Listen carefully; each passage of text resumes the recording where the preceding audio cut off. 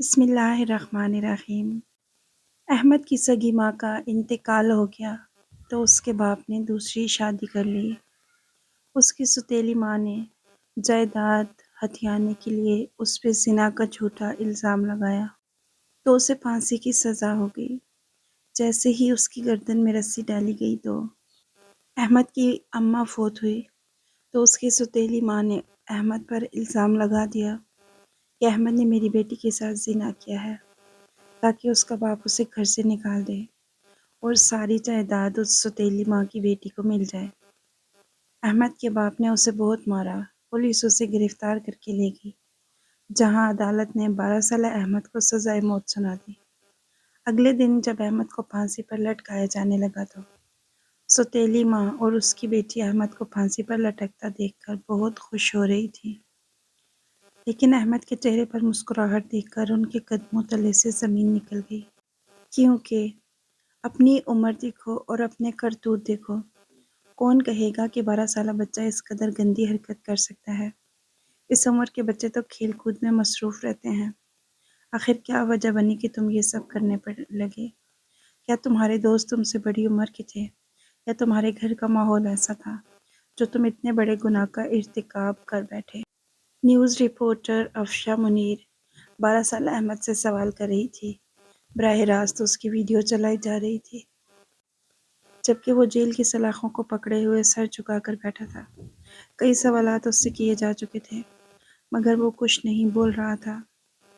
کئی سوال تھے جن کا جواب افشا منیر چاہتی تھی، مگر جب اس لڑکے نے کچھ نہ بولا تو یہ کہہ کر تذلیل کرنے لگی، جب یہ گناہ کر رہے تھے تب تمہیں شرم نہیں آئی، اب بتاتے ہوئے شرما رہی ہو۔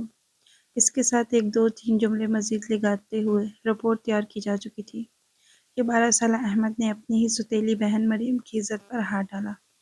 یہ وہ الفاظ تھے جو ہر ایک کو اس سے حقارت محسوس کروا رہے تھے۔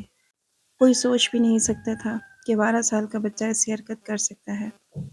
احمد تھا تو 12 سال کا، مگر اس کی جسامت بھری بھری تھی، اپنی عمر سے بڑا لگتا تھا۔ اس کا صحت مند جسم اور اس کے نین نقش اور وجود کے خد و خال ایسے تھے کہ 12 سال کی عمر میں 16 سال کا نوجوان لگتا تھا۔ نیوز رپورٹر وہاں جا چکی تھی، مگر احمد ایک کونے میں بیٹھا تھا۔ وہ جس جیل میں موجود تھا وہاں اور بھی کئی بچے تھے، ہر کوئی اسے برا بھلا کہتا۔ اسے یہاں آئے ہوئے 1 ہفتہ بیت چکا تھا۔ یہ ٹائم کسی اذیت سے کم نہیں تھا۔ اس نے اب تک اپنے منہ سے ایک لفظ بھی نہیں نکالا تھا۔ رات کو جب سب سو جاتے تو وہ بیٹھ کر روتا رہتا اور اپنی ماں کو یاد کرتا۔ اگر اس کی ماں زندہ ہوتی تو اس کے ساتھ یہ سب کچھ نہ ہوتا۔ 1 ہفتے کے بعد اسے پھانسی کے تختے پر لٹکایا جانا تھا، اس گناہ کے لیے جس کے بارے میں اس نے کبھی خواب میں بھی نہیں سوچا تھا۔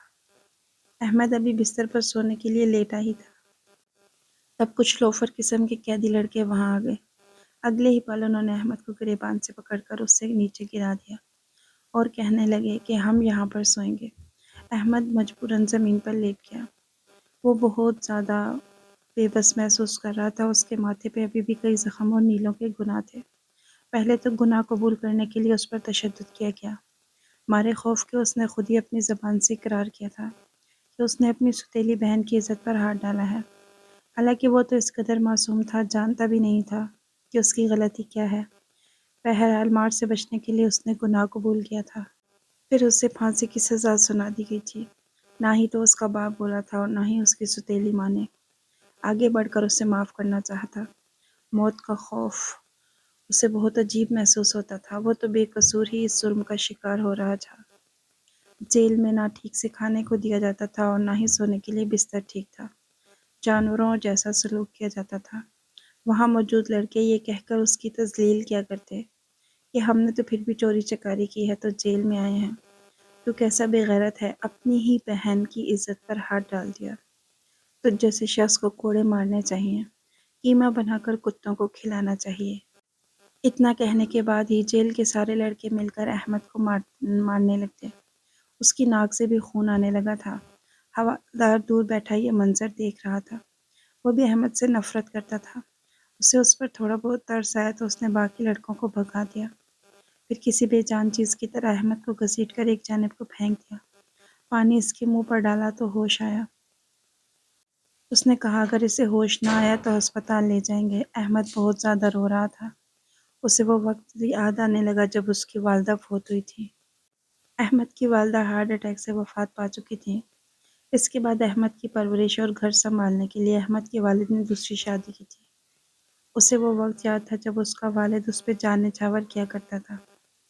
لیکن جب سے نئی امی گھر میں آئی تھی، دلہن بنی ابا کے کمرے میں بیٹھی تھی، تو احمد کے والد احمد کا ہاتھ پکڑا اور اسے اپنے کمرے میں لائے، جہاں اس کی نئی امی دلہن بنی بیٹھی تھی۔ گھونگھٹ اٹھاتے ہی سب سے پہلے احمد کے والد نے اپنی نئی بیوی سے کہا تھا، احمد میرا بیٹا میری جان ہے۔ اس سے بڑھ کر مجھے اس پوری دنیا میں کوئی بھی عزیز نہیں۔ اگر تم چاہتی ہو کہ ہمارے تعلقات اچھے رہیں تو میرے بیٹے کا دل و جان سے خیال رکھنا۔ یہ سن کر احمد کی ستیلی ماں کے چہرے پر ناگواری آئی، مگر اس نے کہا، فکر مت کریں، جیسے مریم میری بیٹی ہے ویسے بھی احمد بھی آج سے میرا بیٹا ہی ہے۔ اس کی ستیلی ماں کی دوسری شادی تھی۔ پہلی شادی سے اس کی ایک بیٹی تھی جو اس وقت 14 برس کی تھی۔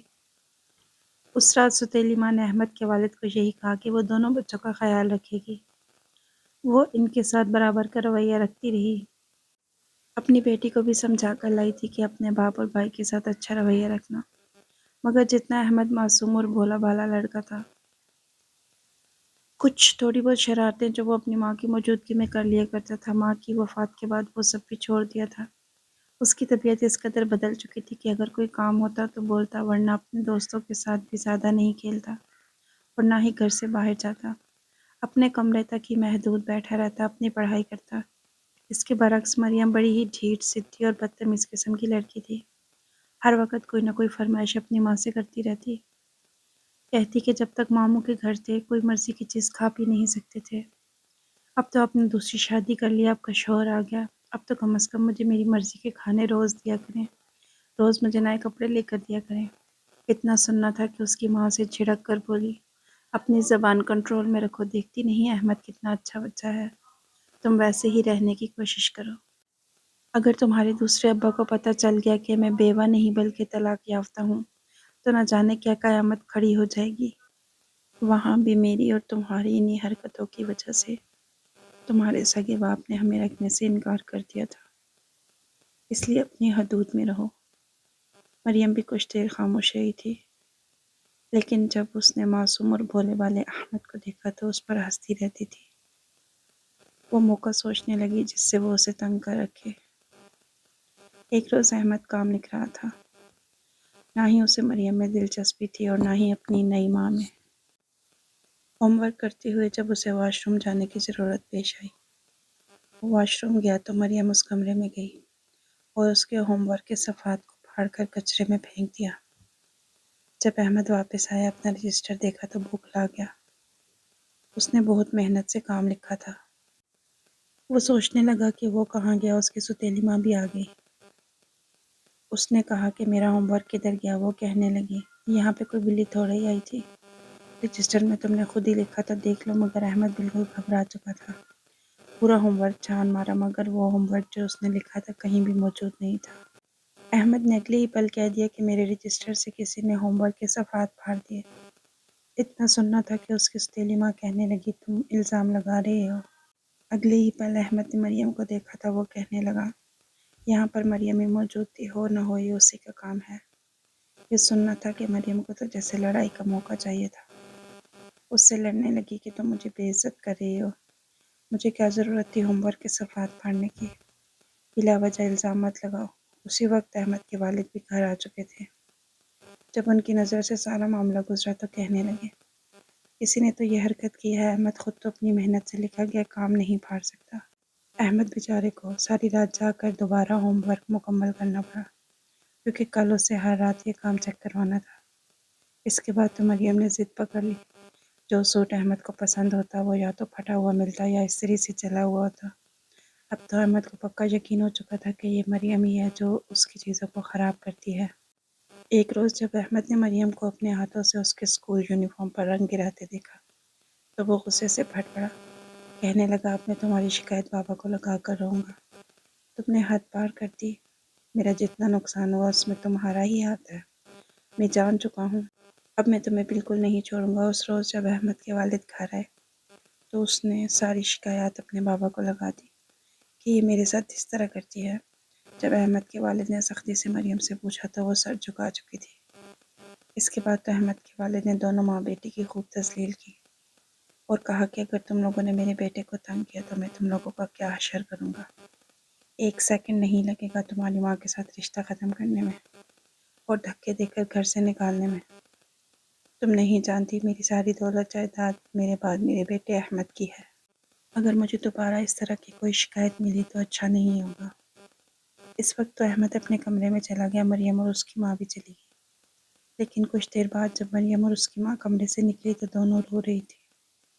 روتے ہوئے دونوں احمد کے پاس گئیں، اس کے قدموں میں گر کر معافی مانگنے لگی کہ ہمیں معاف کر دو، ہم نے تمہارے ساتھ بہت غلط کیا ہے۔ اس کی ماں نے کہا کہ میں مریم کو بہت ماروں گی، اگر تم کہو گے تو اسے ہاسٹل بھیج دوں گی۔ احمد نے انہیں اپنے قدموں میں دیکھا تو کانپ کر پیچھے ہٹا، انہیں اٹھا کر کہنے لگا آپ لوگ یہ سب کچھ مت کریں، میں آپ کی دل سے عزت کرتا ہوں، بس میرے معاملات میں دخل مت دیا کریں، مجھے اچھا نہیں لگتا۔ کھیلنا اور مذاق کرنا اپنی جگہ، لیکن میرے نقصانات کر کے نہ جانے مریم کو کیا سکون ملتا ہے۔ بہرحال اس دن تو احمد نے معاف کر دیا تھا۔ اس کے بعد مریم کا رویہ بھی احمد کے ساتھ ٹھیک ہو چکا تھا اور ستیلی ماں بھی اس کا خیال رکھنے لگی۔ یوں اپنی ستیلی ماں اور بہن کے رویے میں ایک دم سے تبدیلی دیکھ کر احمد کو کچھ کھٹکنے لگا کہ آخر یہ ایک دم سے کیسے بدل سکتی ہیں۔